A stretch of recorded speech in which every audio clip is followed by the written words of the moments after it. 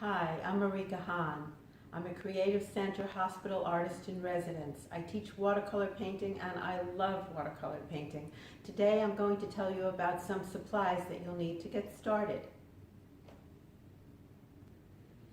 For watercolor painting, I love liquid watercolors.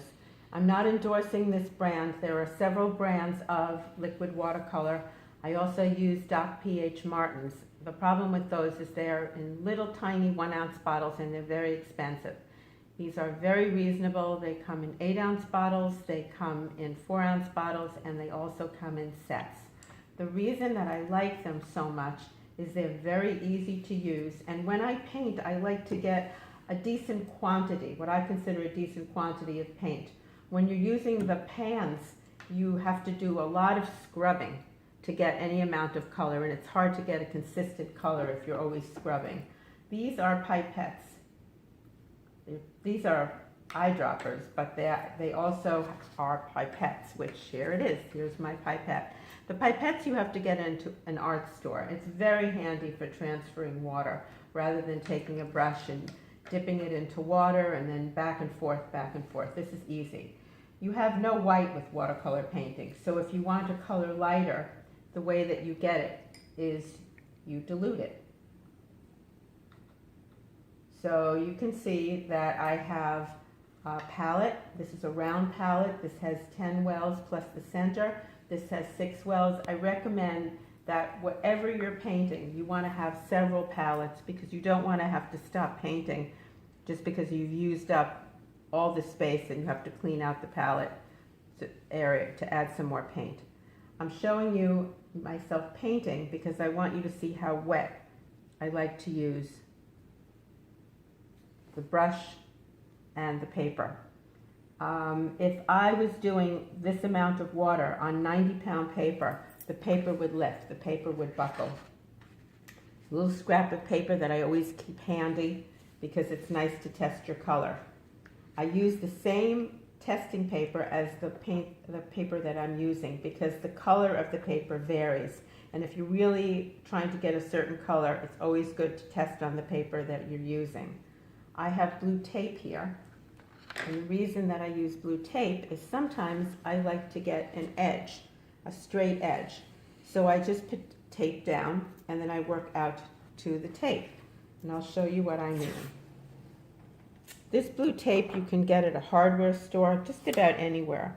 The good thing about it is that it will lift off easily and not tear your paper. This paper, I'm going to show you again. I'm going to take a leaf and I'm going to go right up to the blue tape. Do another one on this side. Watercolor painting is so relaxing. You just have to go with the flow.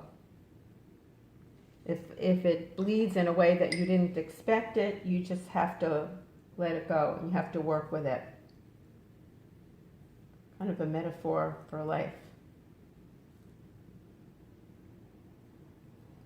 I'm going to add some light blue. I had tested the color. You don't want to test it on the paper and find out that it wasn't the color you wanted. Let's see, I'll add a little bit of color, test it, that looks fine. So I've talked with you about color. I tell you that I like the liquid watercolors.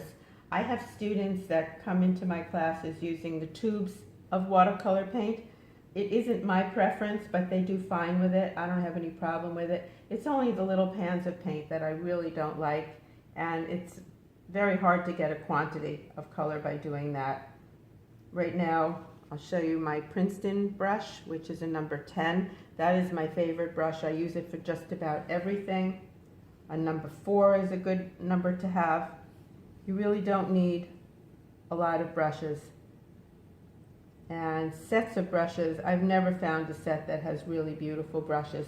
It's better to just buy 1 or 2 really good brushes, and then you'll keep them for years. I think my number 10 brush is at least 5 years old, and I use it so much. I paint almost every day, and this is my go-to brush. Okay, so let's lift this blue tape. This is pretty wet. Normally you would let it dry, but let's see what we got. I'm being careful to go across. So far, so good. And I have a nice straight line. So we talked about color. I like the liquid watercolors for myself. I think the tubes are fine. The pipettes, these long ones from the art store, or eye drops from a pharmacy.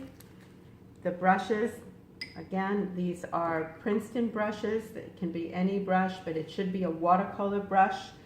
I like using short handle round brushes. The two that I think are the most important are the 10 and a 4. A 12 would be great, a 6 would be great, but if you're going to buy two, it's a 10 and a 4. It can be synthetic, it can be a sable brush, but of course the sable brush is really expensive. The paper is 140-pound cold press. Cold press is bumpy. When it's cold out, you get goosebumps. And it just takes a lot of practice, and you just have to relax when you watercolor paint. Let the color flow. Sometimes it's going to do something you weren't planning on. Just go with it. Keep practicing, keep doing it, and I hope you love it as much as I do. Thank you.